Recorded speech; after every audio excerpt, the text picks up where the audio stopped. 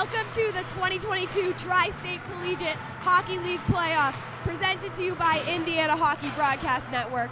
I am Kelsey Dennehy here with Maggie O'Donnell, and we are at the SportsPlus complex in Cincinnati, Ohio, ready for a puck drop at 2:30, looking at the Bowling Green State University Falcons and the Miami University Redhawks. Maggie, can you give us the rundown on Bowling Green State this afternoon?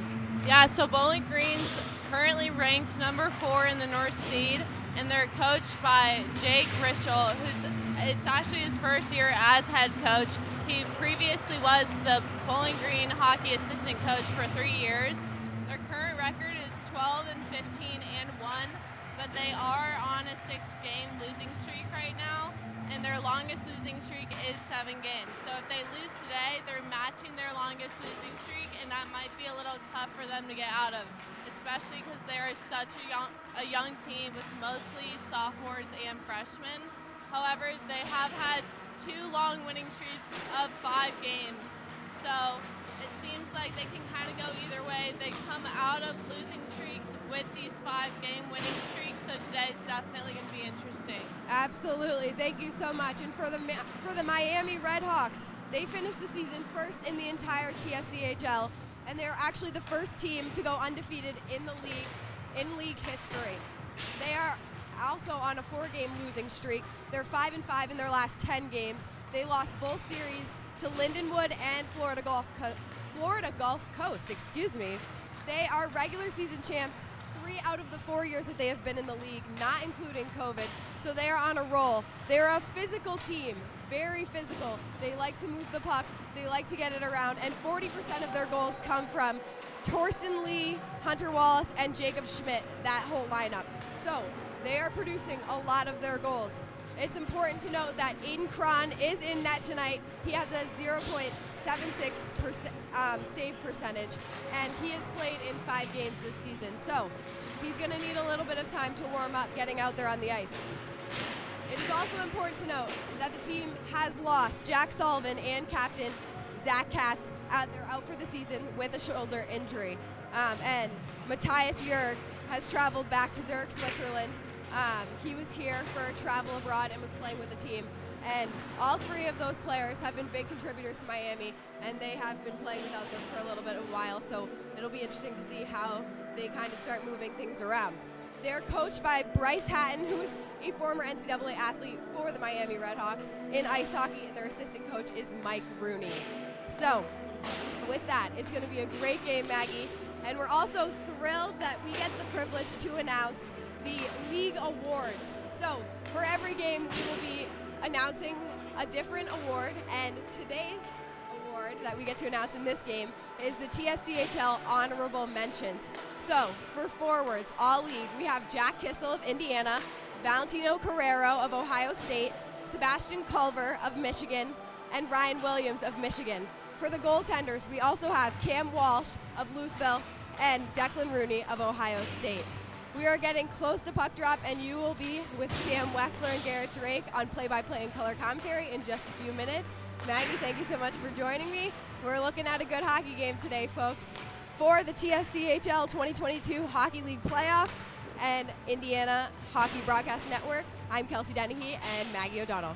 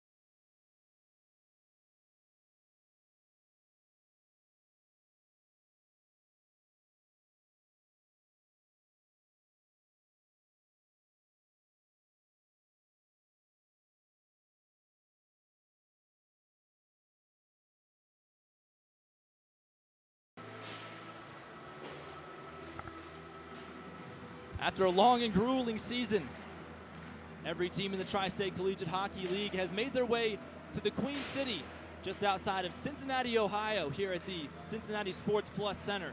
Sam Weixler on the call for the Tri-State Collegiate Hockey Network playoffs. Here in the SportsPlus Arena, Sam Weixler alongside Kelsey Dennehy. Kelsey, we've had a crazy afternoon figuring out who's playing and when they're playing and everything in between. Absolutely, but I think we've got it figured out. We've got it straightened out, and we're ready to watch some hockey now. The first game of this tournament will be the top seed and TSCHL champion Miami Redhawks, sporting a 22-7-1 record. They'll be taking on the Bowling Green State Falcons with a 12-19-2 record. The Falcons came in 8th overall in the T and finished up 4th in the North Division, just barely eking their way out to make this tournament. Bowling Green has struggled as of late, a 6-game losing streak. Kelsey, you talked about it on the pregame show with Maggie. What have you seen from the Bowling Green State Falcons? It really stands out. You know what? They're good at getting themselves under control. Sometimes they lose it, but they're able to kind of regain that grasp. And even though they are in a 6-game losing streak, it's not anything like super crazy. Those games haven't been absolute blowouts or anything. The last time these two played, it was a 4-1 win for the Redhawks. The first game of that series back in October, 7-2 in favor of Miami. Yes, Miami has definitely taken control of the TSCHL in the regular season. They absolutely captivate the ice, and they're just moving pucks left and right. They're physical. They get those battles done in the corner, and I think that's something that Bowling Green State is going to definitely have to step up and get ready for.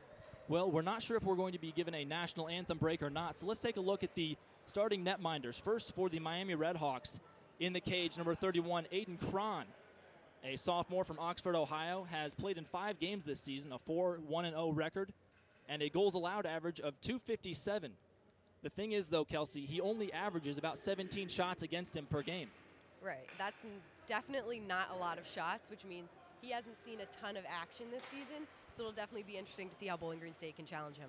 On the other side, the Falcons in their dark brown sweaters. The netminder will be their primary goaltender, Zachary Brown, the sophomore from Los Alamos, New Mexico. In 16 games started this season, a 4-12-0 record, saving .896 on shots and a goals allowed average of .475. What do you think we can expect to see from Bowling Green's primary goaltender in the 4x6? I think he's going to back them up. I think he's going to kind of keep them grounded. I was talking about before how they're able to regain control, and they're able to, even when a goal is scored or penalty happens, they're able to come back out into the ice and kind of stay composed. I think he is the backbone of that. Well, it looks like we're going to have a momentary break for the national anthem, and we'll send it there now.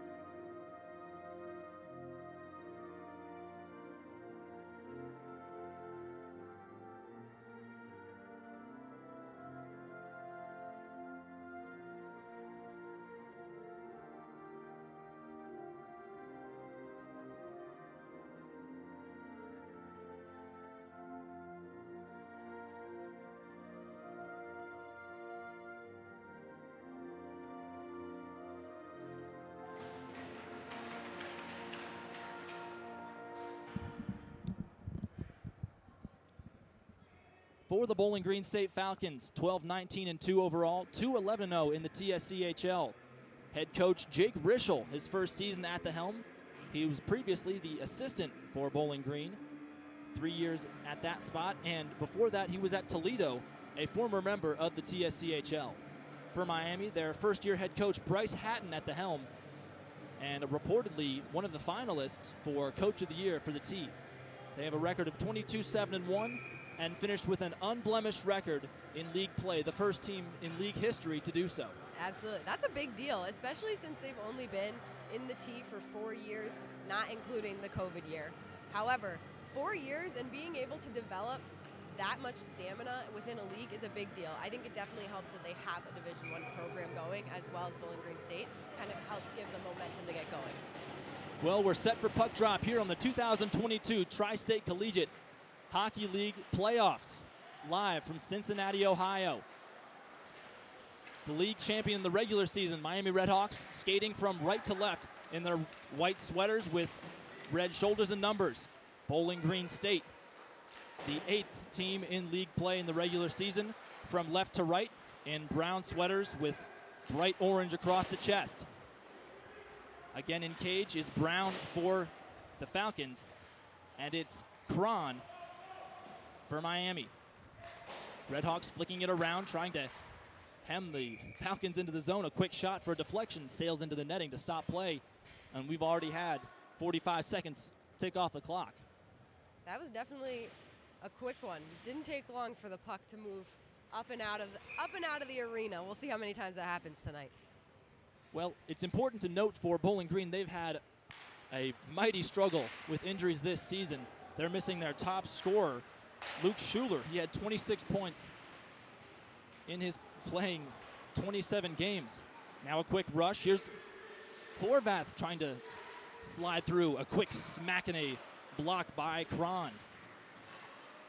Miami flicking it, a D-to-D pass as they try to set up an offense. Quick change for the Redhawks as well. A minute and a quarter have expired here in the first period of the playoffs. Hawks get another change, a little dipsy-do right in front of the blue line, and the Falcons push it all the way and cede possession. Redhawks starting a rush. On the puck now, that's Wallace. He flings a wrist shot on straight into the chest protector, and play will stop at the 18:30 mark here in period number 1, 0-0 the score. Shots on goal standing at 3-1 in favor of the top seed Redhawks.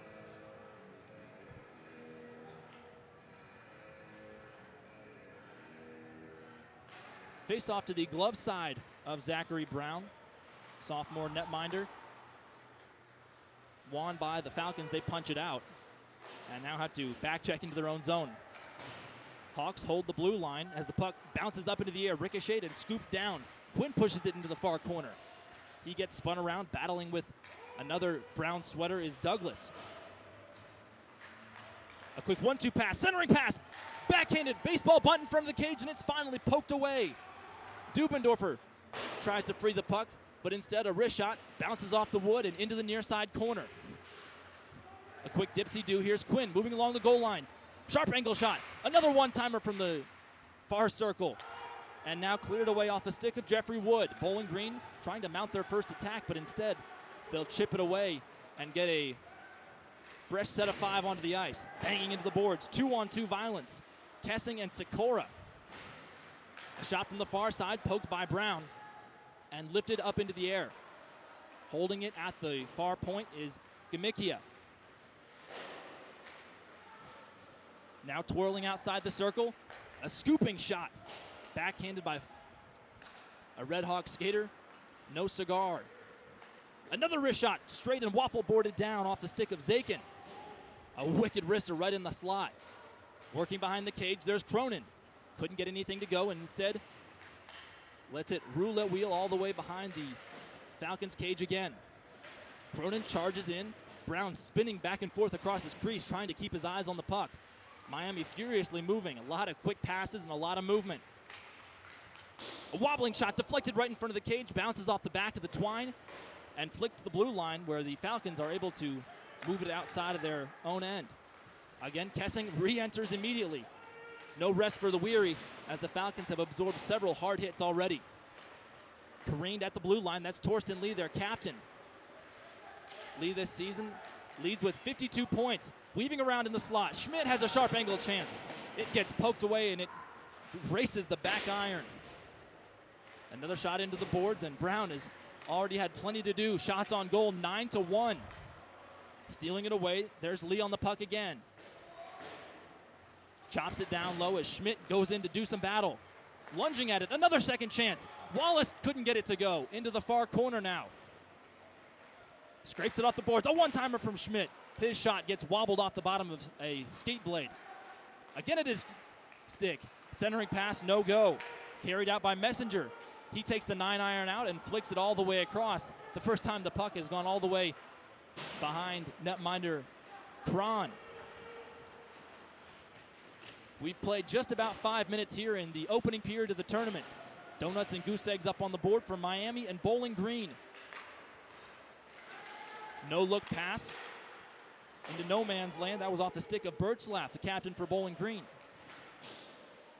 Puck wobbles off the glass and scooped back into the corner. Another redirection and a shot right in front off the stick of Madsen. Still in play, twirling around. That's Emery in the far corner. A one-timer that sails high and off a deflection into the netting will halt play, and Bowling Green still on their heels and the ice tilted in Miami's favor. Miami just went after it in that whole stretch of the first period. I mean, Brown has been getting contested since the puck dropped, and he is really holding his own. Well, it's no secret that Miami scores goals. One thing to consider is 47% of those goals come from just 3 skaters. The Lee, Wallace, and Schmidt line, they are a powerhouse for sure. Odd man rush. Here comes Horvath. He flicks it to the far side. Had Ferry in tow, but couldn't hold on to possession. He was jimmied off the puck. Now Miami, another rush of their own, counterattack. Sliding through is Kling, but an offside whistle blown by the linesman on the far side in front of the Bowling Green bench. And the clock frozen at 14:41 to go in the first. It is definitely important to note, while Lee, Wallace, Schmidt gets a lot of credit because they score the goals, the Miami defensemen hold that blue line hard and strong. The puck is not getting out behind them.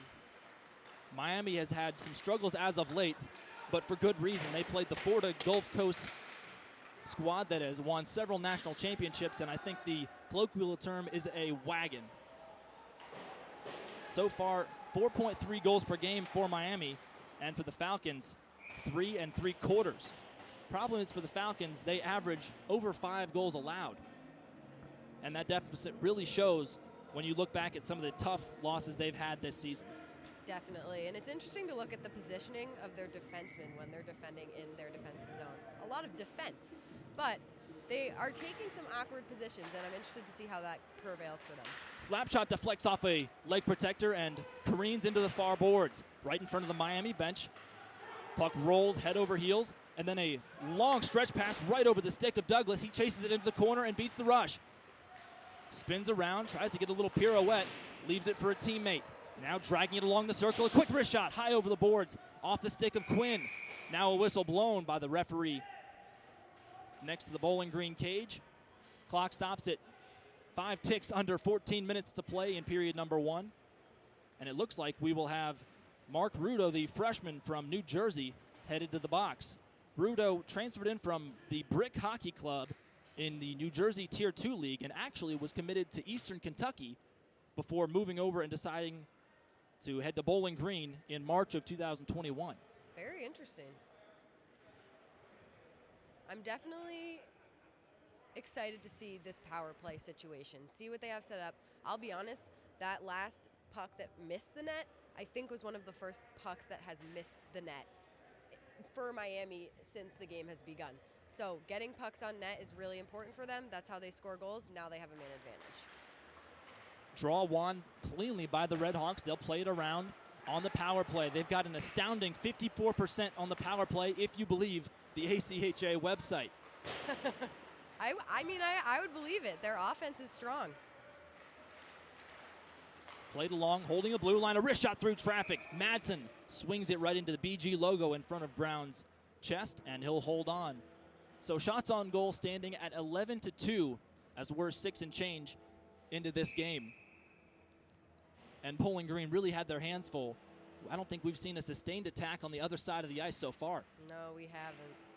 Wallace wins the draw for Miami, yanking it away from his adversary. Played to the far side. Emery a wrist shot. Centers it to the far side to Lee. He surveys his options, leaving it up toward Madsen, but he couldn't control it.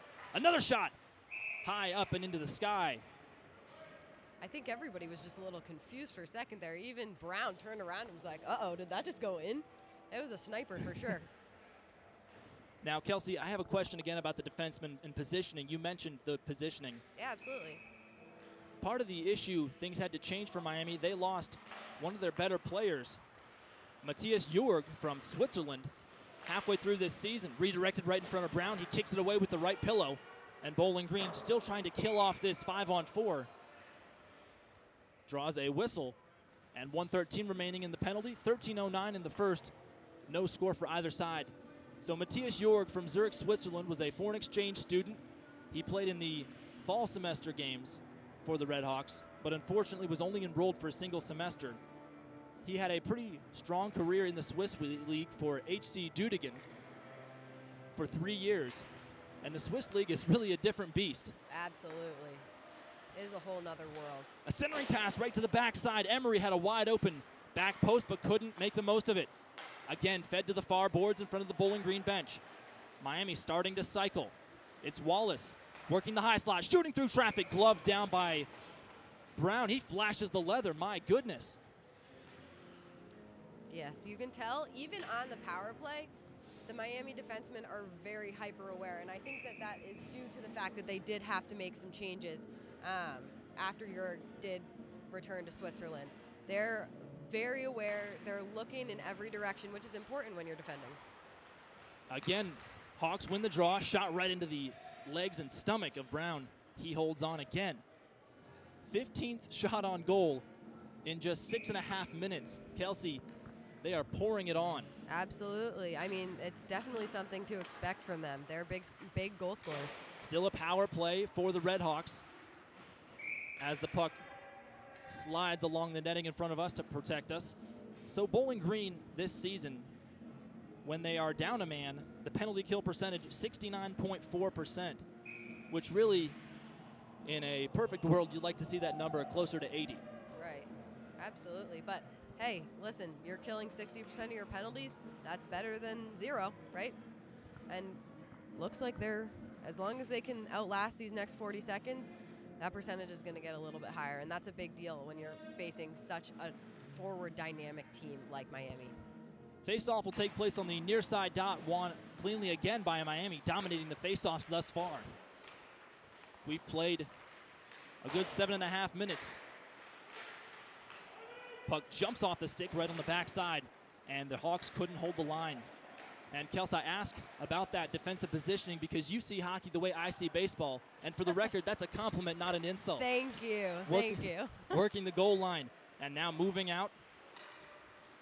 Fed to Kessing. He walks the blue line into the near side corner again. That's Skaggs.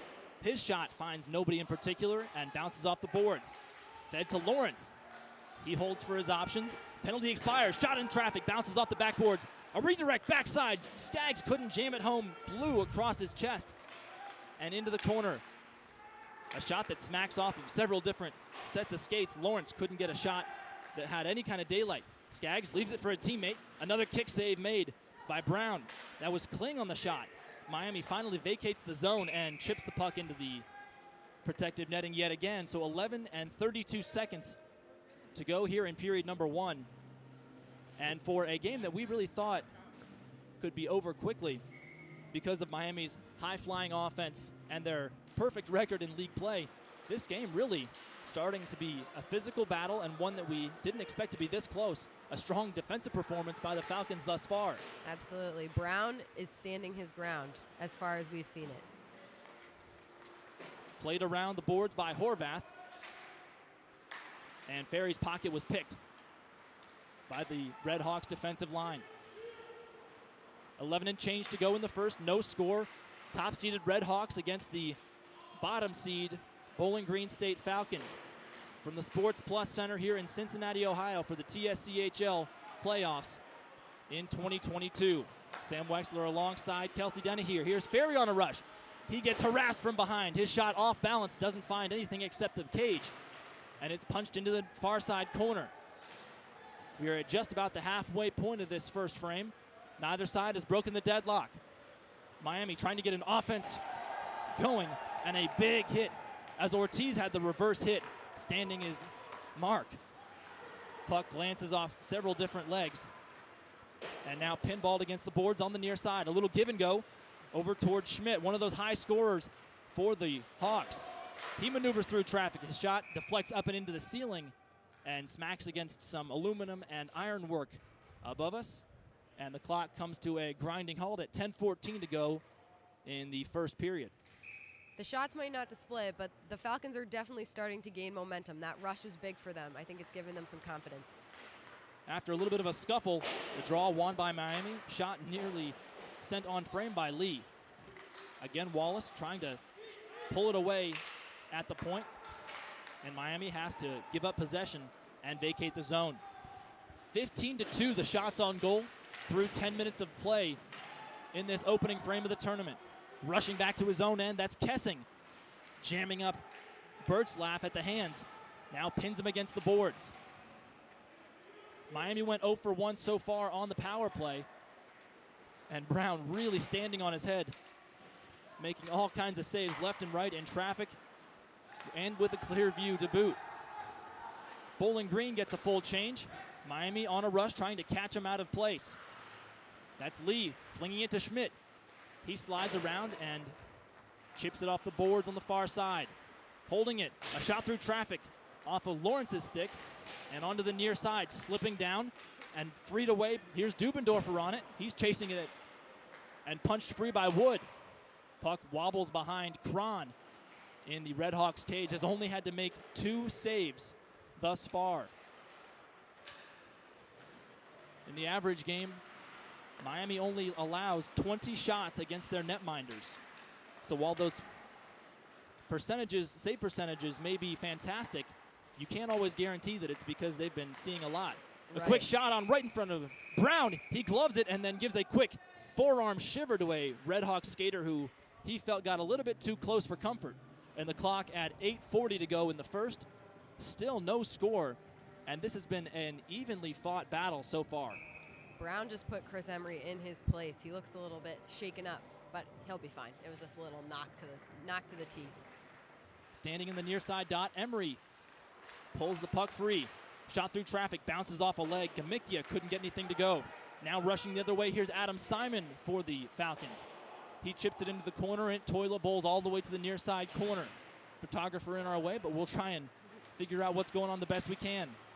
Another sweeping pass by Simon. Couldn't find a brown sweater, and instead it lazily slides toward that near side corner again. 8 and change to go in the first, no score. Hot shot Miami Redhawks, top seed and regular season champion, have yet to make their mark on this tournament. They've already got their place in the regionals in Columbus locked up. They're number 4, whereas Bowling Green did not make the cut after a bit of an off season for the Falcon standards. Nobody seems to want possession, and the Storm turns into an occluded front here at center ice. Now Horvath with a rush. He's got some space, getting pushed around. A quick shot by Nitschke. Kicked away off a deflection. And again, the Hawks have a rush. 2-on-2 rush. On the near side, there's Quinn. Far side, moving around is Douglas. Spins, throws on the brakes, and flicks it to the point, but nobody was covering. And it rolls top over bottom, as the Red Hawks will have to reset and get a full line change. Path the width of the neutral zone, glances off the stick of Cronin again. He had a couple good shots during that power play, but none of them went. Another good waffle board save by Cron behind the cage. Second chance, Horvath pops it over the bar and back into the wood. Scraped off the boards. That's JT Kelly doing the work. Horvath spins around and fires a shot on. Under 7 to play, still no score between the Falcons of Bowling Green State and the Miami Redhawks. Another rush. Pushing his way forward is Zakin, but the delayed offsides comes into effect, and Miami will have to give the puck up and try again later. Try again they do. Here's Wallace moving in outside the circle. Shot on, gloved easily by Brown. Nobody in front of him. And the clock stopped at 6.5 here in the first. It's important to notice the setup that's going on in the Miami offensive zone. When they're setting up, their players are going right to the net. And if you watch their sticks, their sticks are constantly moving. They're looking for tips all over the place. So while pucks are getting on net, there's also opportunities on their sticks. Face-off won by the Red Hawks. Back and forth along the near side boards. Everybody jamming at it. And Miami circles the wagons and will try to regroup.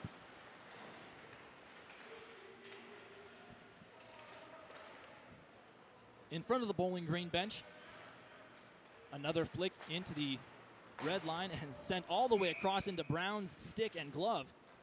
Torsten Lee getting a little chippy and shovey with Tanner Smith of the Falcons. We're under 6 to play, and Miami, for all that they've been cooked up to be and talked about with that high ranking in the region, have not been able to break things up and get going offensively.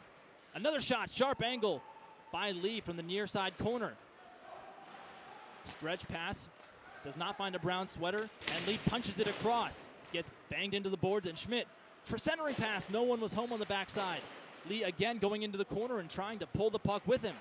Sarnowski whisks it free, but it's stolen at the blue line. Again, Wallace backside to Lee. He dangles around. Poke check by Brown, and the puck is freed momentarily. Gamikia shot through traffic just wide of the back post. No score, 5 and change to play here in the opening period of the 2022 TSCHL playoffs. Big hit absorbed by the body of Chris Emery. This game is starting to get very physical. The stakes are high, and I think they're kind of starting to realize that, and both teams are trying to pick up the momentum and try to put some pucks in the net. We've played 15. A quick shot right into the chest, no problem for Brown. Some words exchanged in front of the net, but nothing comes of it. 19-5, the shots on goal by the scorer's table count on the far side of the ice. So Zachary Brown, who normally sees about 38.5 shots per game, will probably see a lot more than that this afternoon. My guess would definitely be a lot more. Froese peeling around the edge and sending it into the far side corner. Miami still on the attack where they've been for the vast majority of this first 20-minute frame. Into that near side corner again. Rugby scrum ensues and everybody's stapled to the boards. Puck finally yanked free. Now to Kling. His shot goes top shelf, but it's gloved down, back onto the ice. A shot just over the bar again. Froese couldn't get the wrister to find any kind of twine.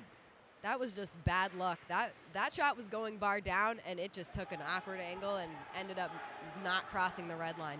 Beautiful, beautiful play, though. With a full head of steam, there's Kessing.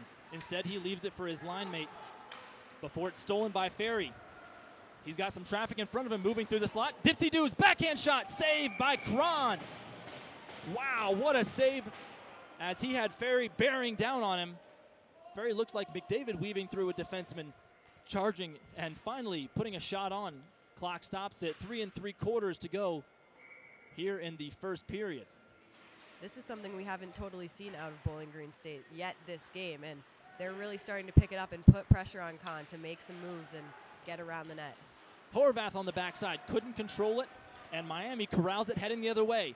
3-on-3 rush, quickly played over to the stick of Douglas. He can't manage a shot. Puck rolls all the way across to the blue line. Shot through traffic. Lawrence can't get a shot. It bounces away into the corner. Rebound. One-timer by Quinn, who couldn't make anything happen with it.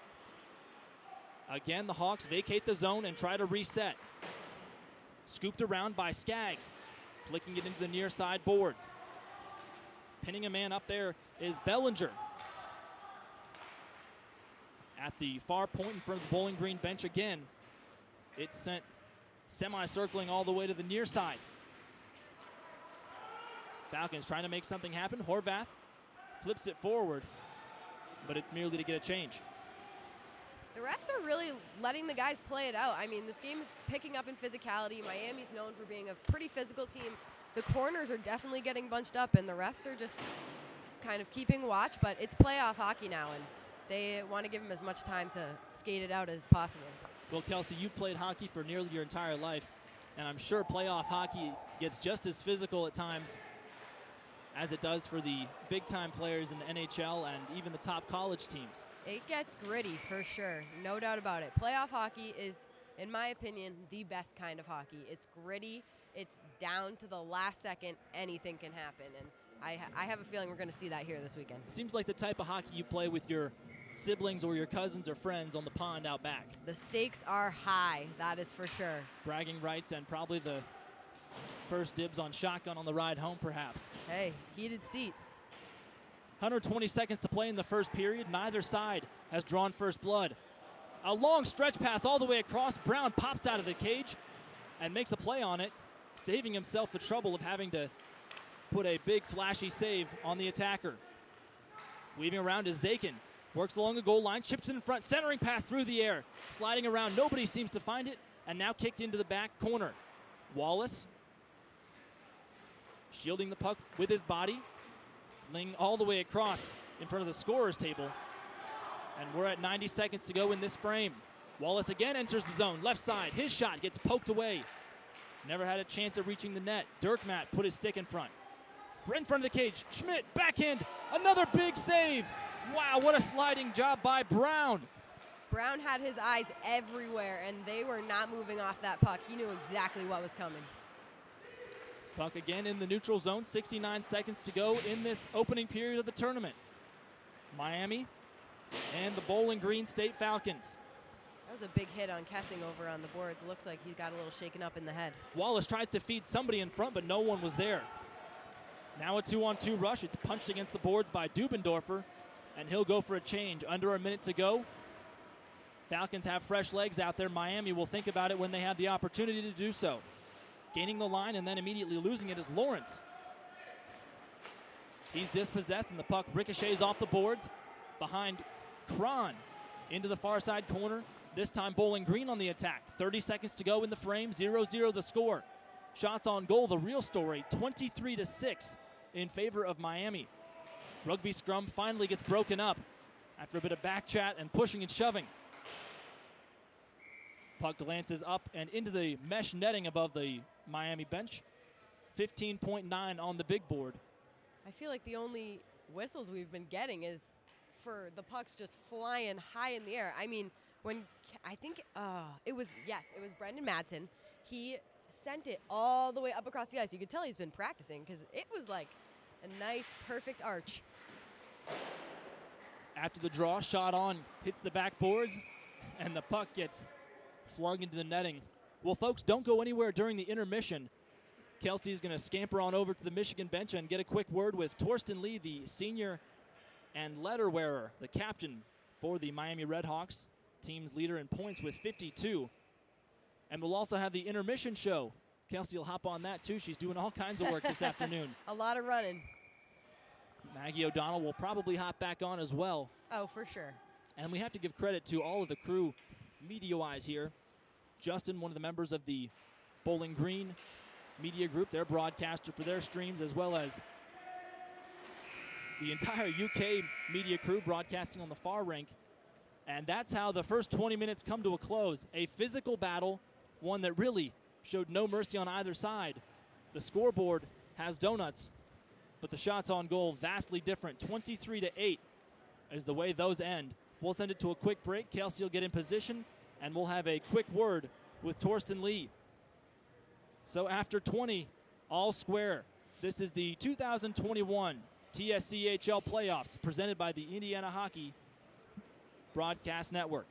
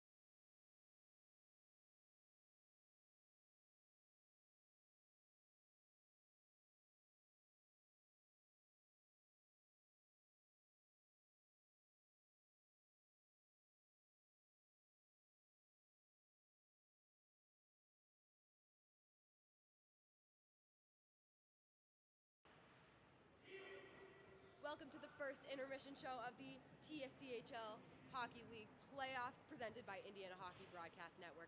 I'm Kelsey Dennehy, back with Maggie O'Donnell. Maggie, it has been a very chippy period with both teams not being able to put a puck behind the net. Let's hear some stats. So Miami's actually dominating Bowling Green in both shots and on goal and in face-off wins. They have 24 shots on goal versus Bowling Green's 8 shots on goal, and they have 16 face-off wins compared to Bowling Green's 7. However, Bowling Green is winning with more hits, with 11 hits versus 10 total for Miami. Yeah, thank you very much. I mean, Bowling Green is starting to pick up some momentum here, which we can see in the hits, but Miami is absolutely dominating in faceoffs, and as we all know, hockey watchers, faceoffs start the plays, and so they're able to get those faceoffs won and back, and they're able to set up down low. You know, we're seeing Captain Torsten Lee and his line really getting pucks at the net, and they really haven't missed many shots. It's just Zachary Brown from Bowling Green State that is absolutely standing on his head, keeping pucks out from behind the net, and you can tell that Miami's getting frustrated.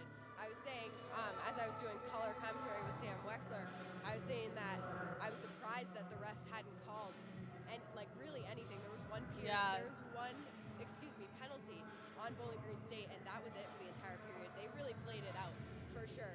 So it'll be an interesting period. I think that Miami is going to just keep doing what they're doing. Yeah. They're going to be moving the puck and getting it on net, and it's just going to be up to Brown to keep that puck out of the net and Bowling Green to keep moving.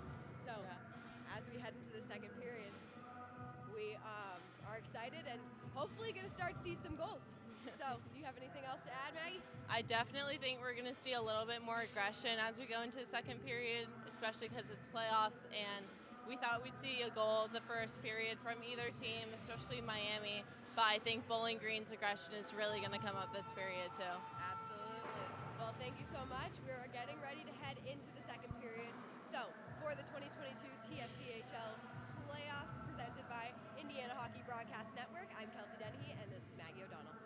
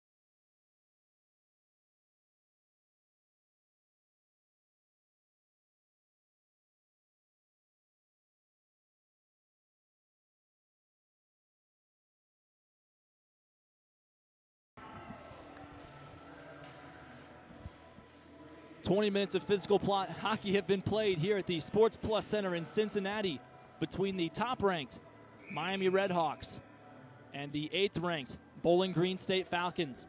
Sam Weixler alongside Kelsey Dennehy for the 2022 TSCHL playoffs presented by the Indiana Hockey Broadcast Network.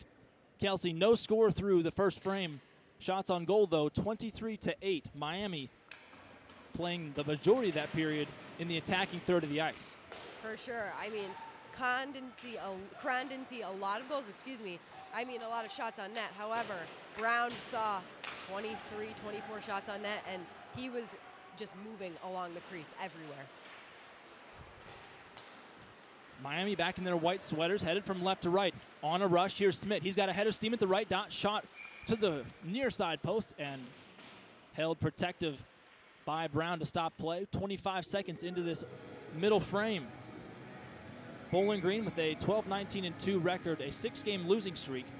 On the other side, Miami, a 4-game losing streak, but 22-7-1 on the season. And a reminder that Miami didn't lose a single game in league play this year. Bowling Green in their brown sweaters, headed from right to left. Brown still in the cage. Chip and chase going towards Schutte. He couldn't corral it. DDD pass as the Falcons play pitch and catch, and it's chipped into the far side corner. Falcons will get fresh legs on during this long change here in the second. Nitschke watches it graze the backside of his leg and slides all the way toward Brown, who flops on top of it with just over a minute expired here in the second. It'll definitely be interesting because, as we saw, Miami dominated their offensive zone. It was just shot after shot after shot after shot. But Bowling Green did start to gain some momentum towards the end of the first period, and it looks like they're coming back out with it. Draw won by the Falcons as they're able to free it from their own side. Ferry chips it forward. Nitschke a stretch pass, lunging toward it, and instead gets bailed into the corner on the near side. Centering pass to Horvath. It kicks off the back of his leg again toward Ferry and then toward Sarnowski. Nobody could lunge toward it in time. And it ricochets back toward Brown.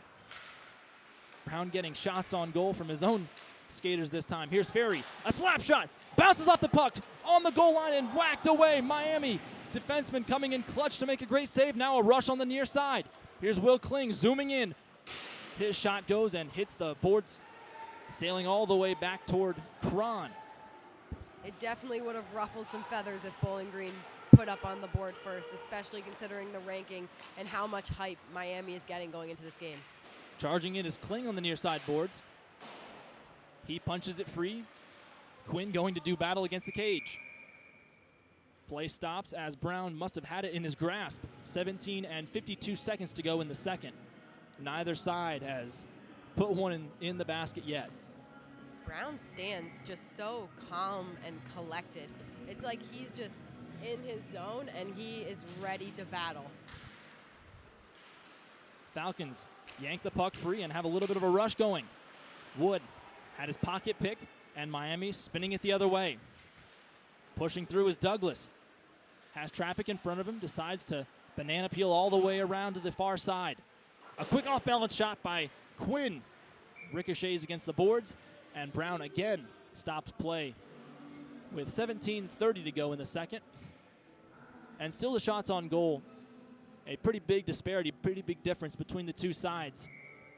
But Bowling Green has been playing like somebody's put a fire under their backside for the past 5 minutes. And as they should. It's playoff hockey. It's time to get going. Quick snapper, gloved down by Brown. He collapses on top of it. And we talked about the physical play in the playoffs for both of these sides. When we saw Indiana play Miami and Bowling Green, both of them were physical battles. But I have to assume when there's more than just playoff 3 points, when there's more than just regular season points on the line, rather, things change. Here's Quinn. Dipsy-doos at the near side circle. Nitschke gets sent onto his wallet. And Miami on the forecheck, weaving around, trying to play it into the slot. Quinn holds onto it and bounces it down to a teammate before it's given right up by Ortiz. All the way down, Nitschke chases it into the trapezoid, spins around trying to avoid a check. But Kessing gives him a hard time. Now at the blue line, that's great. His shot bounces off the glass. Another quick one-timer is scooped up, and the Red Hawks will have a rush. Off the glass on the near side, Zakin moving around, leaves it for teammate Ortiz. He tries to find somebody on the backside, but to no avail. Steals it right away, and a long shot punched into the sky by Lawrence. And we've played 3.5 here in the second. I think that's flying puck number 7, if we're keeping count. Well, it seems like the trajectory might just be a little bit off. We'll see. Draw one to the stick side of the netminder for Bowling Green, won by the Red Hawks. Shot bounces through traffic and bounces off the trapezoid boards. Flicked back into the trapezoid by Schmidt. And Gamikia rings a shot on from the far side point. Into the corner now and back to the far side. Torsten Lee chases it down, being marked by 2 different Bowling Green skaters. Flung forward and a D-to-D pass as Lawrence Knocks it, giving his captain a chance to chase it down. Behind the cage, Lee gets spun off the puck. Still Miami on the attack. Gamikia, shot through traffic, doesn't find the cage. Into the near side corner. Point works, a quick deflection, and Brown holds on to it, although that one was a little too close for comfort. For sure. Except the Falcons' defense is kind of starting to ground themselves in their own, defensive zone. You can notice they're starting to pick up players. Before, it was kind of just like puck chase, and everybody's eyes were on the puck, and that was leaving Brown alone in lots of instances. He saved them in that case. But now, if you watch, they're definitely picking up bodies and making sure that nobody's left by themselves to take a shot off Brown. Well, you talked about the shooters for Bowling Green. They're missing their number one guy, Luke Schuler, the freshman from McKenna, Illinois, out of Marist High School. They've definitely been able to get their ground without him. Unfortunately, obviously, like any team would want their best scorer, but he hasn't been around since they played Michigan a couple weeks back, so they're able to gain their ground. Easy giveaway. Bertzlaff slides the puck in front of the crease, but no one with a brown-colored sweater emerged to make a play. And the Red Hawks will try to set up the offense. Quarterbacking out of his own trapezoid, but again stolen away. Schmidt couldn't make anything of it. Neither could Madsen. Stolen by Bertzlaff. Feeds in front. Oh, a one-timer just glanced off the stick of Schutte. A golden opportunity, and he couldn't seize it. Wrap around Kling, charging into the near side boards. Throws on the brakes right in front of the glass. And now the puck wobbles free. Spun around. Kling giving it to Gamikia. He lays it off onto the blue line. Ferguson throws it down low. A shot from a sharp angle. Deflection, scores. Red Hawks draw first blood. It's 14-13 to go here in the second. And Miami gets the first goal. Nobody could have predicted that puck going in the net. Clearly not even Brown, as he literally looked down at his feet and kind of had a like what just happened, because that puck just bounced. It bounced off his inner skate, his inner blade, and I mean, no goalie's ever prepared for that. Well, puck luck is certainly a thing in the playoffs, and I think we just saw an example of it right there. 6 minutes have expired in the second. 1-0 Miami, putting themselves ahead on their way toward getting the season double. It would be the first in league history since Toledo in 2014. Puck rolls behind the near side of the cage this time. Fed out to Ferguson. Shot through traffic near side, bounces off the boards, and Gamikia charging toward the far side. Laid off for a Red Hawk and fed in front. Wobbler goes in front of Brown. He makes another good save on the near side post. Defensemen bail him out, and the puck jumps just over Gamikia's stick. And the Hawks will get a change as they run it down in their own side. Quinn leaves it up, going forward. Cronin, he's got a rush, tries to play it on a one-timer in front. The pass was blocked right in front of the mouth of the goal. Again, an errant pass goes to no one in particular, and Miami has to move all the way back. Long stretch pass right to the tape. Right in front now. Zakin couldn't hold on and corral it. He spins around, working that near side. Now a quick toe drag. Kelly, his shot through traffic off the body, and to Massey. Miami playing around with it this time. They're back to establishing their will. Red Hawks cycling the puck. And a quick shot waffle boarded up into the sky by Brown. Clock stops at 12:41 in period number 2. 1-0 the score in favor of Miami over the Falcons here in round 1 of the TSCHL playoffs. The Hawks are starting to get on their roll now, cutting the deficit, I believe, over 20 goals now. I mean, 20 shots on net. 20 goals would be crazy, though. It certainly would, Kelsey. Hawks playing around in front and now into the backside corner. Puck wobbles into the air. Schmidt tried to backhand it to himself, and now a quick shot just off the far side. Nitschke peels it free, and it's flicked into the air by Kessing into the net, and the whistle blows. It's definitely been interesting to see how Zachary Brown has responded. You know, you see those fluke goals, and sometimes those are the goals that get to you mentally, that you know, if you were looking in one certain direction at this certain time, you could have picked up on it. And he's responded well so far. Well, the referees decided to drop the puck at center ice. And after some sloppy play, Falcons emerge with the puck. Tanner Smith spinning around and now sends it into the near side boards. Right in front, Smith, an off-balance shot, nearly goes under the leg of Cron, but he slaps his glove on top of it. My goodness, what a dangerous play Cron had to deal with almost out of nowhere. Cron almost had an oopsie moment too there. I mean, I don't think he was expecting the puck to roll as it did, and sometimes that's all you need to get it in the back of the net. Shots on goal, 32-10. Miami vastly outshooting the 8th-ranked Falcons of Bowling Green State. In the regular season series between these two teams, it was an even, clean sweep for the Red Hawks. They took care of business handily. Hawks lose the zone now as they were trying to mount an attack. Falcons moving around, and a quick pitch and catch with some trouble. Sarnowski pushing it against the board. Smith charges in to try and take possession. Now Sarnowski clears his own blue line and pushes forward to Schutte. Schutte has played 30 of the team's 33 games this year for the Falcons, one of their most consistent guys game in and game out. Another big collision on the near side. Dubendorfer nearly had it. Another quick shot. Rudo nearly had himself a chance. Another deflection and a weird wobbler. Dubendorfer's shot manages to get blocked, and it's chipped against the glass and sent all the way down. We'll have a whistle for icing with 10 and 54 seconds to go in the middle frame.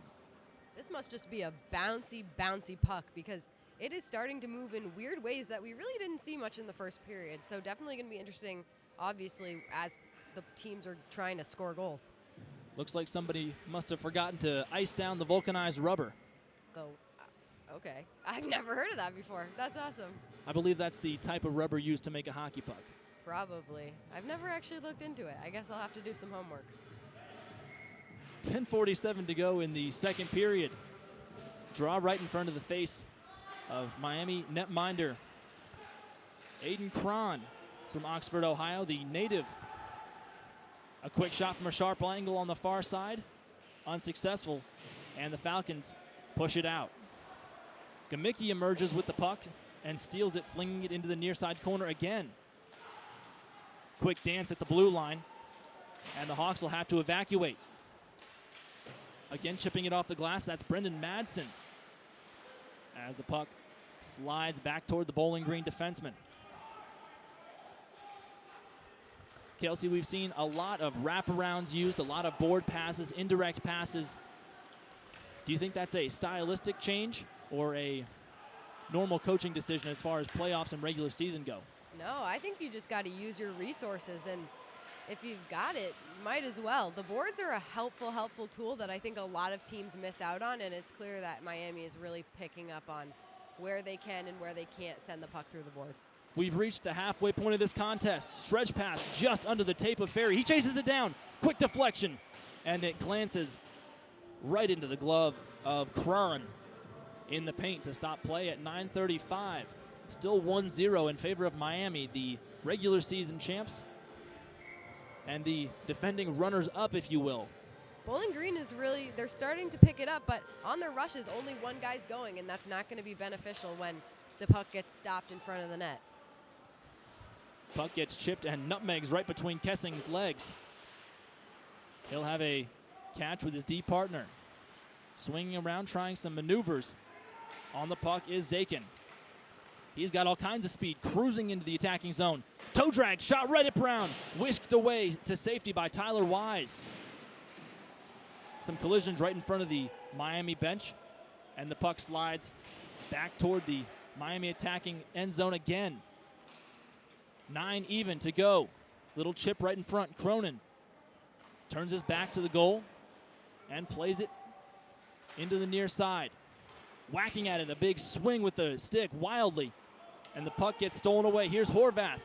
He's got a man with him and chips it all the way, bouncing it right into the glove of Cron. So 20 seconds under 9 minutes remaining here in the second period. And Miami, we expected them to maybe put up a few more goals than this because of that high ranking in the regional standings and that perfect record in the TSCHL. But so far, Bowling Green hanging tough and hanging in there.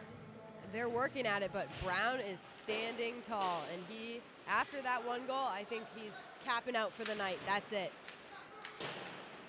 The usual netminder for the Miami Redhawks, Colt Hanks, the senior from Grand Ledge, Michigan, taking a breather, a little bit of an off day, some rest for him.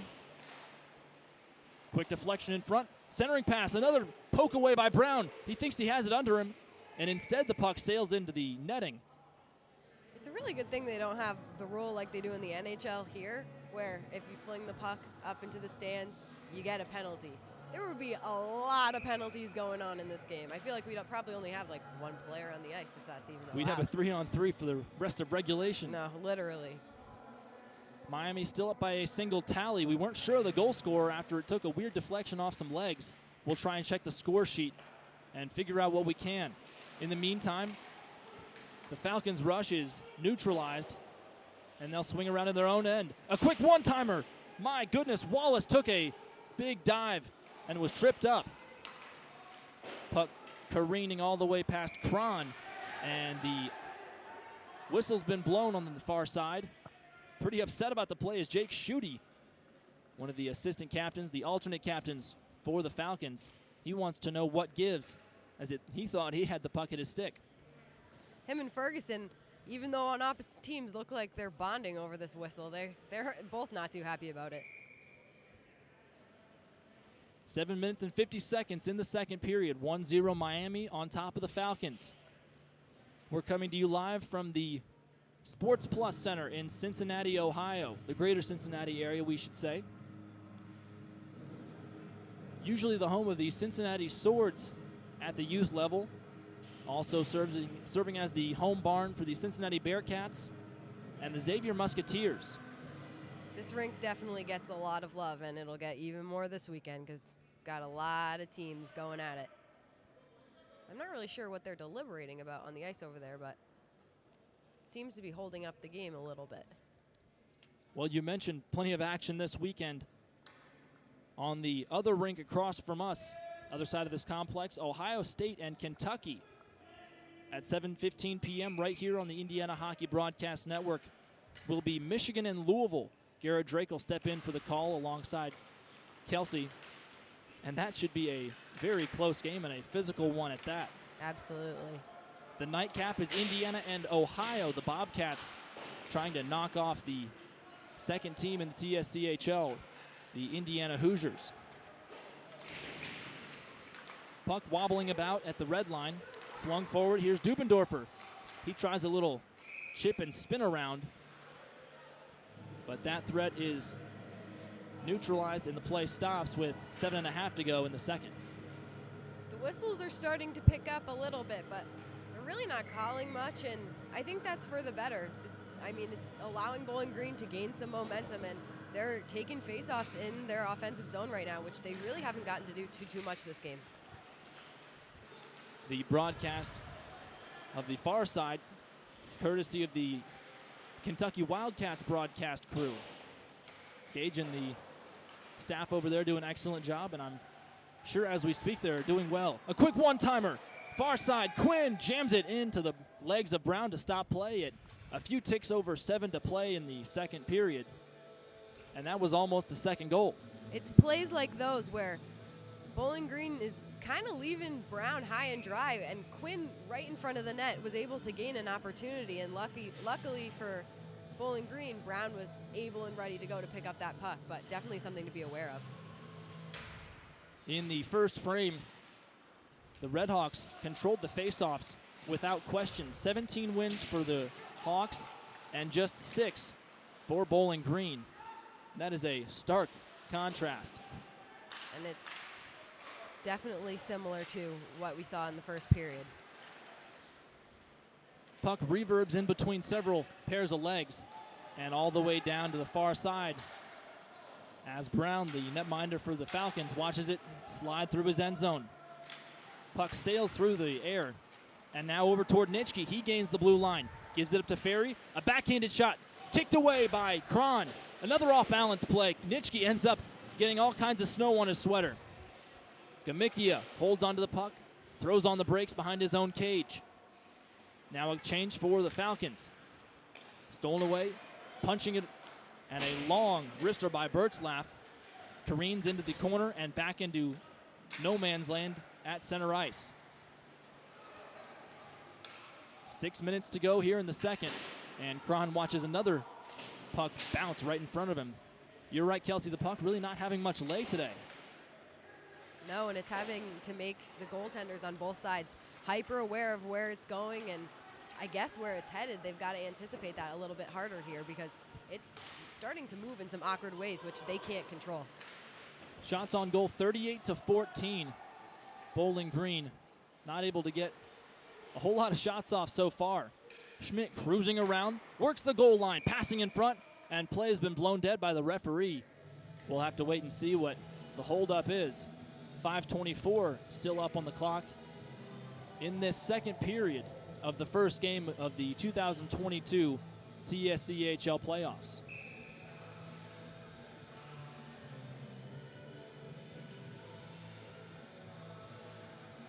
Face off to the stick side of Brown, pushed away, and the Falcons managed to grab possession before the face-off dominant Redhawks do so. We've played just about 15 minutes, and still the score remains at 1 goal for Miami and none for the Falcons. Sent in front, and emerging with it is Schutte. He flings it off the boards. On a rush is Birchlaff at the near side. Leaves it for a teammate, that's Trent Gray. Centering pass to no one. Backside Dubendorfer leaves it for Birchlaff. Again a shot, Rudo through traffic. His shot gets pushed wide. Chipped up into the air, and now on a rush. There's Torsten Lee working with it in the far corner. Bit of a hit, some body movement from Trent Gray. And again, a wobbler sent right into the center circle. And shoveling it away is Brendan Madsen right in front of us. Now Ferguson getting in on the action. Over toward Douglas. He shoots. Quick deflection. Quinn had his stick held from behind. No call. Still 4:20 to go in the period. Dubendorf for a rush. His shot gets blocked. Ruda moves in and tries to make something of it. No one left. No brown sweaters remaining on that rush.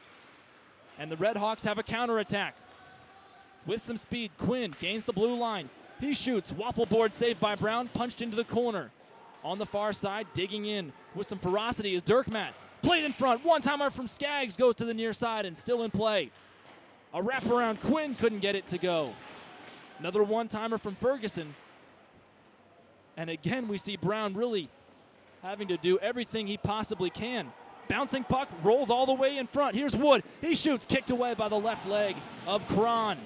Magnificent save, and a rush the other way again. Here's Ortiz, if he can hold on to it. Now a centering pass off to the stick of Zakin. Doing some hand-to-hand combat in the near side corner. We're at 3.5 to go.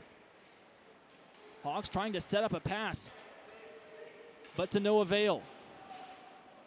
Sent roulette wheeling all the way to the near side. Back into that corner is Ortiz. Feeding it back across. Stepping into him is Cronin, trying to make his body of some use.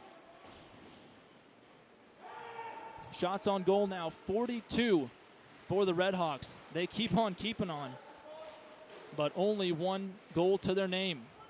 Another rush on the near side. Madsen cruising in. A quick wraparound, tries a backhanded shot, but instead the Falcons free it and clear their zone. Flung off the glass. Miami kicks it, and back on it is Lee. He moves in. Another quick shot. Brown made a good save on a wicked wrister from Ortiz. He's been active on that near side and trying to make the rushes happen as the Redhawks enter that zone. Shot through traffic, knocked away. Lawrence couldn't get it. And finally, the Falcons emerge with possession. Give and go to himself, Nitschke. Can't get back to it as Schmidt cuts him off. To the far side now, just adjacent from the Bowling Green bench. Back and forth we go, the puck wobbling at the blue line. And a rainbow of a flick all the way across. Another centering pass, no one there for the Falcons. Looks like they were caught a little bit out of position. Now the Falcons will get a change, and Miami will reload. Sent forward, a chip pass, gloved down skillfully by Tyler Wise. He went down to one knee, but here's Schmidt on a rush, backside, almost got it. Torsten Lee couldn't get the tape. 90 seconds left in the period, still 1-0 the score. The regular season champs, Miami, taking on the Bowling Green Falcons, who ended up in 8th.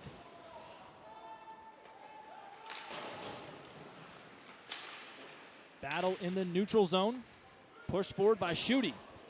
Schutte, one of the alternate captains, has 6 goals this season for a total of 9 points. Now the Red Hawks have a rush. Charging forward is Douglas, but it ends up getting sent into the near side corner. Under a minute to go, Miami on the attack yet again. For the umpteenth time, it seems. Another big hit in front of the Miami bench. It was Madsen going down onto one knee, trying to hold that line.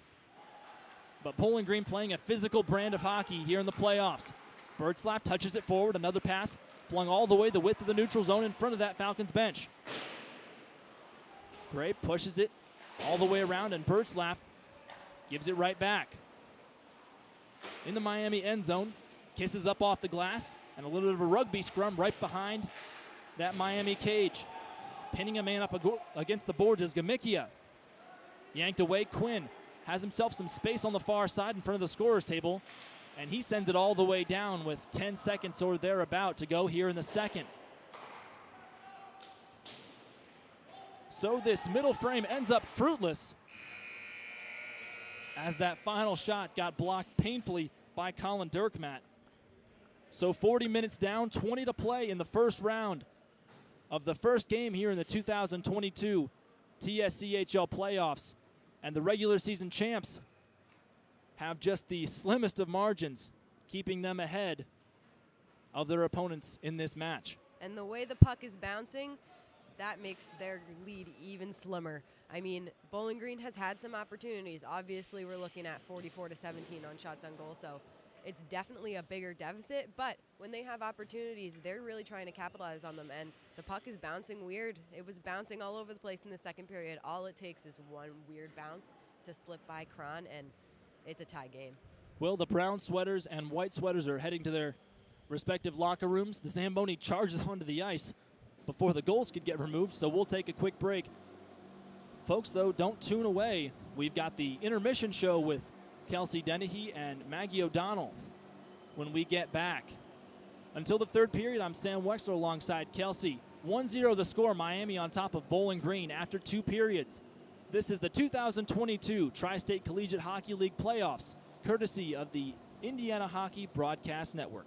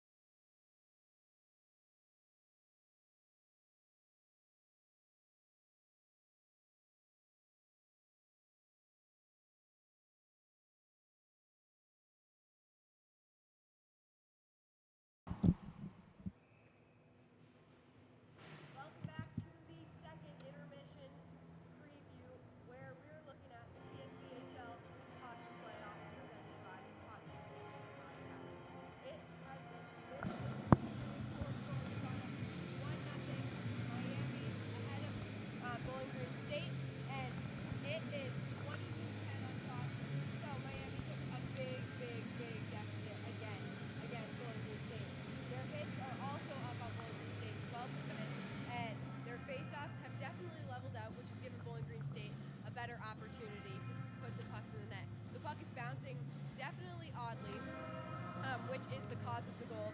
The goal was given to Henry Frost with assists from Will Kling and Joe Gamachia. However, nobody expected the goal to go in, especially Bowling Green State goaltender Zachary Brown, because it literally went off the edge of his skate from a corner pass. Definitely an interesting period, and the boys are taking the ice again, so we will be back. Sam Weixler on play-by-play and myself on color commentary for the TSCHL playoff hockey and Hockey Indiana Broadcast Network. I'm Kelsey. We'll see you in the third.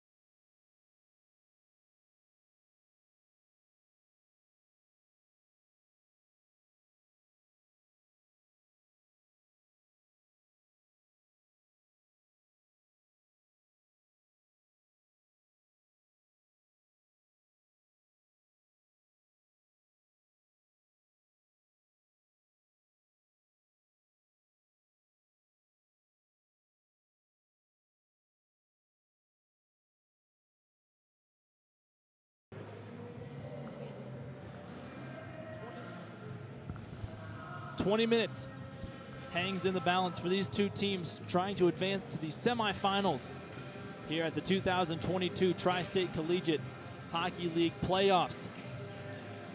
The defending regular season champs, the Miami Redhawks, trying to do what no team in the TSCHL has done since 2014 when the Toledo Rockets did it.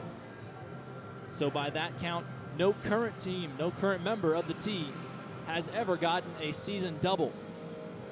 Redhawks would be just the second in league history to do so.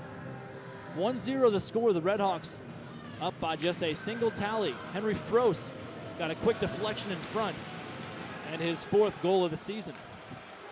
The Redhawks back in their crispy white sweaters headed from right to left, and the Falcons in their dark brown sweaters from left to right. Still in the cage for the Redhawks is Aiden Cron. Brown in net as he knocks a shot back off the post. A quick one-timer. My goodness, what a deflection. That drew iron. Now Madsen in the far side boards at the half-dasher. He pins Smith up against the wood, but Smith is able to force a retreat. Bowling Green again playing around with it in their own end and clearing it out of harm's way. Spun all the way across as the puck is half mooned back into neutral ice. Sat on top of by Cron to stop play, and we are just about a minute through this final period of regulation, that is. Both teams have really came back to the third period with big momentum. You know, you've got Miami looking to put back another goal to kind of gain their lead, especially with how the puck's been rolling tonight, and Bowling Green looking to even the tally. Shots on goal, the story of the afternoon for these two teams. 45 shots on goal for the big and bad Redhawks. Falcons can't hold on to that blue line and cede possession right up. Here's Kling moving on at the far circle. Spins and no look passes into the corner. Ferry shuffles it away. Right over to the stick, coincidentally, of Gamicchia. Different colored sweater. Quick one-timer off the boards, redirected. Kling, a wrist shot. Scoots right past the leg of Brown. And now here come the Falcons with a chance, but Gamicchia, like a second baseman, goes down to his knees to make the play and blocks the puck forward. Again, slammed in front of the wood, right in front of Bowling Green's bench. Slung all the way across. Sarnowski moving in to try and yank it free. Centering pass. Dubendorfer spoils it. It was a golden opportunity for Quinn again. Quinn, a sharp angle shot. He scores! Right between the legs. Brown never knew what hit him. 17:55 to go here in the third, and the Redhawks have doubled their lead and are chasing that season double now. The Redhawks knew that in order to get pucks behind Brown, they were going to need to get creative, and their creativity so far has been kind of catching everyone by surprise, because these awkward angle shots are exactly what they needed to score some goals, and Brown every time has been frustrated. So just 2 minutes in, Miami able to do what they couldn't in the middle frame and add to that lead. Icing called as the puck went a little bit too far for the linesman's liking. And to be specific, 17:43 remaining in regulation. Drew Douglas did not appreciate that call. He gave some slander back to the ref, which I'm sure the ref did not appreciate. However, he kept him on the ice, and they're ready to get going again. Last weekend, Miami lost to Lindenwood twice. Friday night game was a 4-2 loss in regulation. Saturday was a 5-4 overtime L. Charging in toward the paint, going for a spill was Quinn. Again, another glance off a stick. Rudo moving in front of his own bench and the penalty box. Wins back possession for his side. Chipped hard off the glass in front of the spectators here at the SportsPlus Center. Now to Wood. He flings it all the way, and the Falcons will get fresh legs on. We're approaching 50 shots for these Redhawks, but the score, anything but. Just a 2-goal margin. Crooked number up, but in separate periods. Gamikia working this near side point. Waits for traffic to clear. Now feeds to the far side. Shot! And a quick deflection. Juicy rebound left up. Spinning a shot by Massey. He didn't quite find the target. It's Gray retreating into his own side. Feeding onto the stick of Simon. Another quick pitch and catch. And a chip pass forward. Lunging and knocked free by Messenger. He lost an edge, but was able to push the puck all the way across and keep the pressure up. Miami had to move back to their own end of the ice to make a play. A lot of quick changes, it seems, for Bowling Green right now. Absolutely. It looks like they're trying to cycle men off the ice. You know, you want those 30 to 45-second shifts to keep the legs fresh and so they can kind of keep generating momentum. Wallace passes to the far side. Lee gives up to Schmidt. His one-timer misses the cage. Rebound to the point. Gamikia, deflection through traffic. Now in front of the Bowling Green bench. Redhawks still hold that line as the Hawk defensemen get a quick change. A one-timer from the far side. Just outside that circle, and the Falcons finally relieve the pressure. Smith going to work right at the red line. We've played 4.5 in the third period of this first round game between the Redhawks and the Falcons. Dancing around in front of his own cage dangerously is Schutte. He plays it into the near side corner. Wallace whisks it around, and it swings to the far side where Schmidt meets it. Now toward Torsten Lee, who's being harassed along the boards, and cedes possession at the half dasher. Ferry pulls it from behind to himself, one-on-one. Toe drag right in front. Dangles, shoots. A good waffle board save made by Kron. All by himself, and his defenseman hung him out to dry. That's one of those quality saves in the playoffs that you have to get. Absolutely. But I mean, Bowling Green kind of left him out to dry as well. Nobody went with him, and there's once again nobody there to pick up that rebound and kind of poke one home. Ferry with 17 goals on the season, second on this team in points for the Falcons. Total of 25. We're 5 minutes through the final frame. Sarnowski has to back skate and punch the puck away. Miami now on a 2-on-2 rush. Kling shot high into the air and above the bar. Brown makes a snapping save. Clock stopping at 14:24 to go in the third. He gave Chris Emery another little tap with his stick again. Looks like Emery's getting a little too close for comfort and starting to get on Brown's nerves as he was in the first and second period.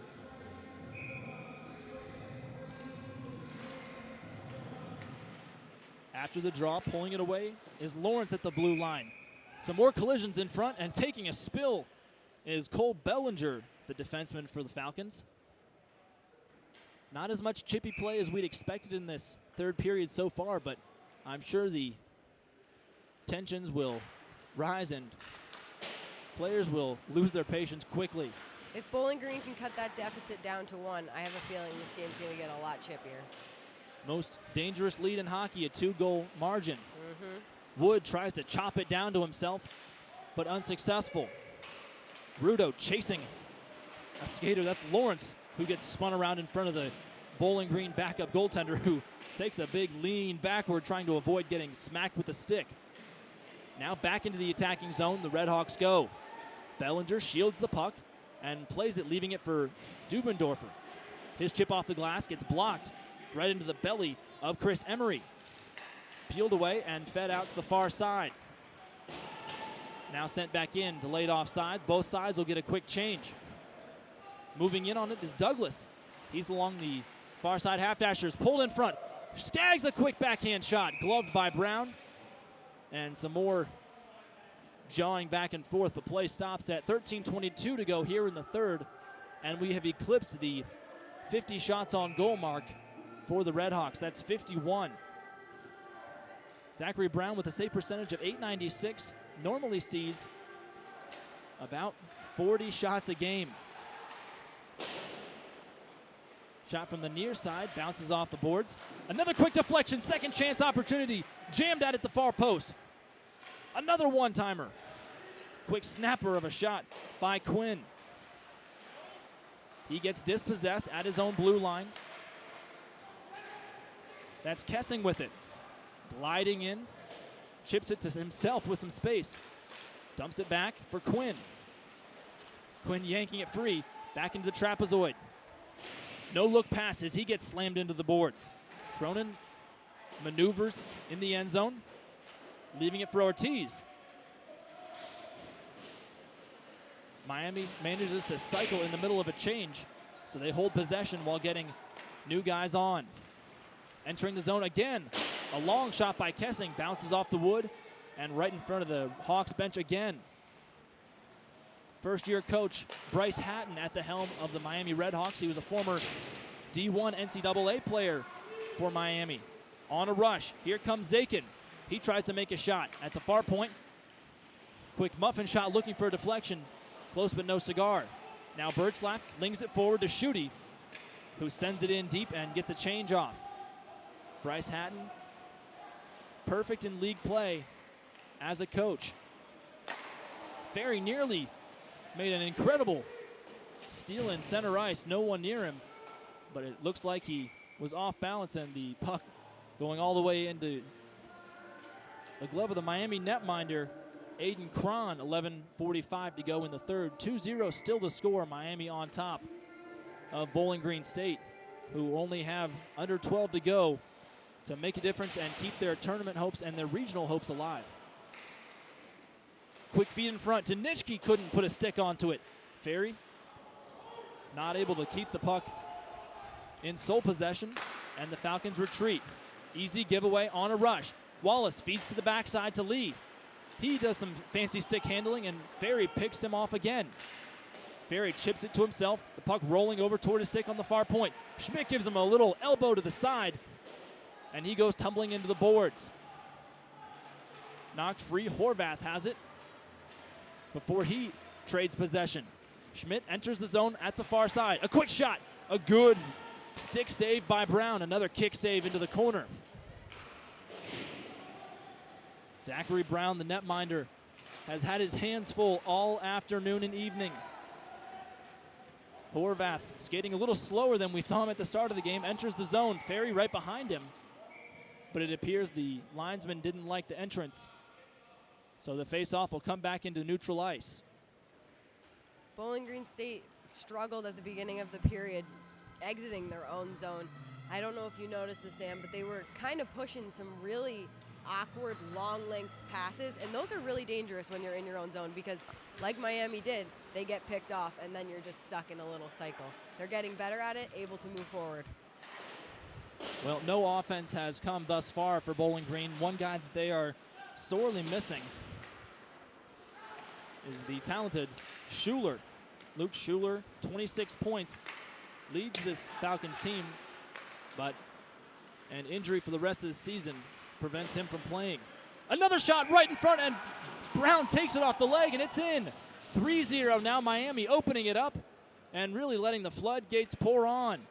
It was one of those situations that we were literally just talking about. Bowling Green couldn't get it out of the zone, and the Redhawks picked up on that opportunity and they sent another awkward shot onto the net, and Brown didn't see it. It's bizarre that it's happened twice in this game because you don't often see it. Goalies, and like Brown, has been hyper aware, ready to go, and just in that fluke moment, they're able to capitalize and bring the lead up 3, which is huge for the Redhawks. Now, do you think his line of sight is being blocked by defensemen trying to make a play off to his peripheral vision, perhaps, or is that just the way the puck bounces today? Potentially, but I mean, no goaltender's looking in the back corner for pucks. I mean, normally a shot wouldn't even make it. It just so happened that it got lucky and the bounce was awkward. Falcons trying to make something of this first round game. Still scoreless on their side of the score sheet. 3 goals for Miami. Froese opened it up, and we'll have to check the score sheet to find out who gets credited with the 2 later goals. You know, we've seen Jack Quinn really pushing for those goals, and you can tell he sees the ice well because he's aware. He notices that Brown is also very aware and knows where the puck is, so you got to send it to him where he might not be looking, and he definitely isn't looking in the back corner. If it works, it works. Well, the winner of these 2 teams will play the winner of the Ohio State and Kentucky game, taking place simultaneously on the rink right in front of us on the far side of that big gray wall with the Jimmy John sign on it. Here comes Birchlaff charging in. He gains the line but gets harassed from every single angle. Looked like there were 6 or 7 different white sweaters in front of him. He naturally loses possession, and the Redhawks will regain their composure in their own end. 9 and change to go here in the third. A trio of goals by the Hawks in this first round game in the 2022 TSCHL playoffs. Left, right in front, punched away by the loose hand of Tyler Wise. Lucky he didn't have a teammate there, otherwise it might have been a hand pass. Here's Gray. He crosses the half line in front of the Miami bench. Gets held, holds on to it, tries to go backhand, but couldn't get the tape onto the rubber. And the puck now in the near side corner as bodies are piling up. Somebody's down the backside. Some stabbing motions with their sticks. Nitschke lunging at it. Ferry couldn't hold on to it. And Bowling Green, right when they think they have a chance, end up getting stopped right in their tracks. Things are starting to get a little violent, I guess you could say, but the refs are staying calm, cool, and collected. I mean, their arms are kind of going left and right and just kind of hanging out. Falcons chip it out of the zone and force Miami to vacate. In the meantime, Redhawks get a quick change, so they got fresh legs on. Falcons decide to do the same, and we talked about them doing a lot of quick changes. Here comes Miami into the zone. Wallace on the near side. His shot gets paddled away easily by Brown. This time he did see it from that sharp angle. At the near side point working it is Gamikia, but his pass goes straight over toward Nitschke. He chips it high into the air, straight into the field of vision for Aiden Cron. Stopping play with 7 minutes and 41 seconds remaining in this contest. 3-0 still the score. Miami on top of Bowling Green State. Shots on goal, 56 for Miami, 23 for BGSU. Draw one after some hustle by the Falcons, pinning it in the near side corner. Moving up to the blue line was Grant Miner, but he was unsuccessful. Now Schmidt working around. Dubendorfer in the near corner. Gamikia thinks about a slap shot. Quick head fake, and now the puck redirects to the far side. Played in front, puck gets bounced off the ice, 5 feet up into the air. And still Miami on the attack. Gamikia thought he had a D-man with him at the far point, but instead it's a 2-on-2 rush. Dubendorfer tries to weave between traffic. He gets yanked down from the side, no call, and play continues. Now a counter the other way. Gamikia, one-man machine. He lets it sail into the far corner, and it's picked up by Chris Emery. He's met with some contact by Sikora. Sikora only in his 6th game this season. No points or PIMs. Waiting for it, now left to Kessing. His shot through traffic gets blocked into the body of Messenger. Still holding that blue line, Miami tries a centering pass, stolen away by Wise. Carrying it through the center circle, and now working that outside before a wrist shot goes straight into the Giant red block M on the chest of Aiden Cron to stop play with 6:19 in the third. I can't tell if Miami's starting to get anxious or jittery or what, or just, I guess, relaxed, because they do have a pretty comfortable lead, but any lead is, like, you can come back from any lead. So I'm interested to see. Their defense are kind of wobbling with passes, throwing them into the middle of the ice, and Bowling Green State is going to be able to capitalize on that if that continues. You're right. No lead is truly a safe lead. We've seen the Toronto Maple Leafs drop and win big-time leads at the top level this season. We've seen a lot of teams do that. Much to the disappointment of every single sports writer in a 5,000-mile radius of Toronto, it seems. Absolutely. 6 minutes to go. 3 goals for the Red Hawks separate them from the Falcons of BGSU. Played in front. Quick dipsy-do right in front of the cage. Skaggs, no-look pass, fed in front. Quinn couldn't get to it. Now to the far boards, Madsen holding and back along the half-dashers. Punching at it with the blade of his stick as Schutte has the puck. Ricochets up into the air around their heads. Now Quinn driving in, holding that goal line tight. Working around to the dot. He shoots through traffic, gloved by Brown, and there was a big leg with a red and white sock in front of his face. Play stops at 5:26 in the third. And that was one of those really good efforts that we expect to see from Brown. And those weird unlucky bounces that took deflections off of his leg or off a defenseman really just happened, it seems. Another quick shot, he gloves it. And the shot from Jack Quinn, the freshman from Minnetonka, Minnesota. Another good glove save, flashing the leather is Brown. When the puck is in front of Brown, he can see it, he grabs it. No doubt about that. Quinn from Minnetonka High School. And naturally, what do you do if you're in Minnesota? You go fishing. That's what's on his Instagram profile. Here's Schmidt-Russ. His slap shot gets pushed away. Now Ferry has some skaters in front of him. To Sarnowski as he gains the blue line. Thinks about a shot. Now does. Ferry a second chance. Into the near side corner. Here's Nitschke. We're under 5 to play. And Bowling Green would need 3 goals in that time to force an extra frame. Miami, the regular season champions, trying to move on. Dubendorfer pushed around and cedes possession. Now to the far side in front of the Bowling Green bench. A slap shot right into the stomach of Brown. He stops the puck. 4:32 to go in the final period. Bowling Green State is starting to get stuck in their own zone again, and you know, Brown's standing tall, he's standing strong, but we'll see what the Redhawks can develop. Puck lifted into the center circle, and now a quick touch on by Wood.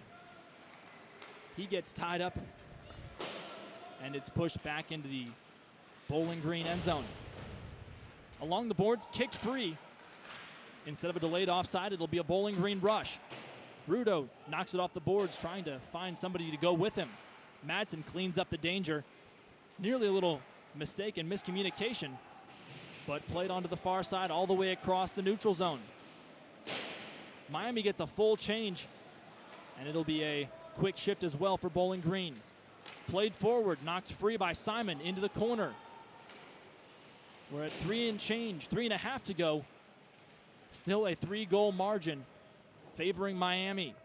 Rugby scrum and kicking and swinging ensues right behind the Miami cage. That was the right leg of Hunter Ferguson doing some real damage, trying to free the puck. Now toward Wise. He gives it up, a quick shot through the arms, high and wide, and into the far corner. Lee working that goal line, chip right in front. Schmidt nearly had himself an easy one-timer in the cage. Now pushed free by Sikora. A slap shot goes down, blocked by Sikora. For somebody who's not played more than 5 games this season, he's really showing why he deserves to dress. Another quick shot. Punched free, a wobbler over the cage, and Wallace goes back into the trapezoid. Looking for an option.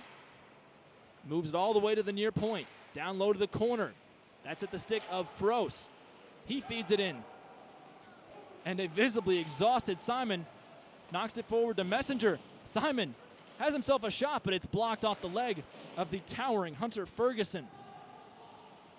Smith doing work along the far side boards before giving the puck away.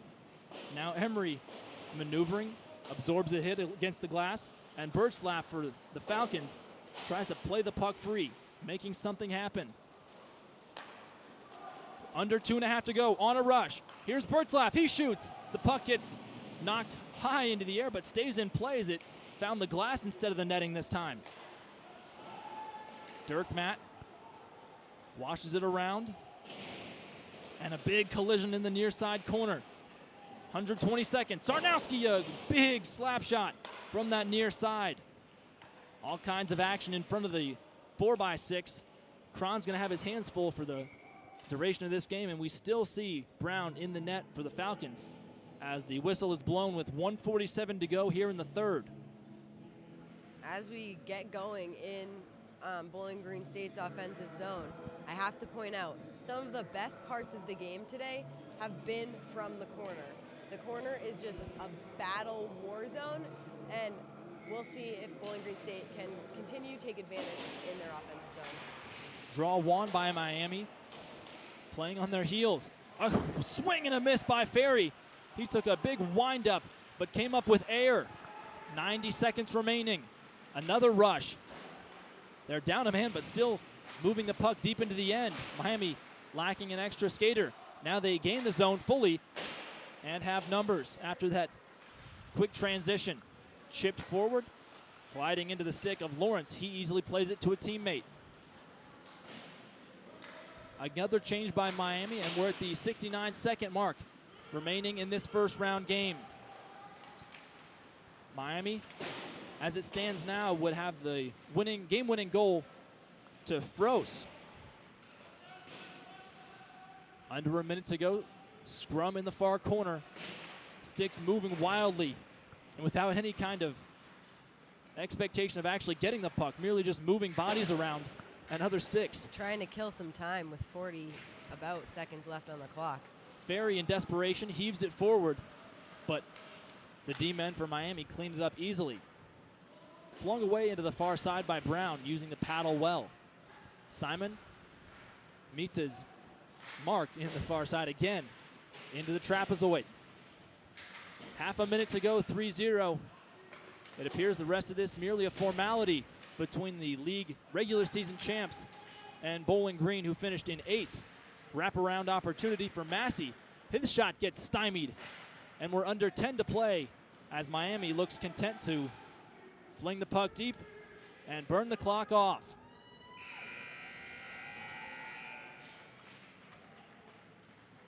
So the regular season champs will continue their defense and their quest for a season double.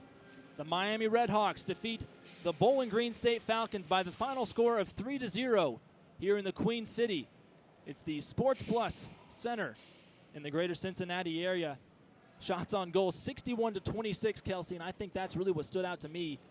The number of shots and the amount of possession that Miami was able to hold on to for the vast majority of all three periods. For sure, and when they had the puck, they were making sure they were getting it set up, whether it was down low, they were including their defensemen up top, and at the end of the day, the pucks that were getting shot on were getting shot on net. They weren't missing, they weren't hitting boards, they were hitting either sticks or they were hitting Brown, and eventually a couple crept behind him.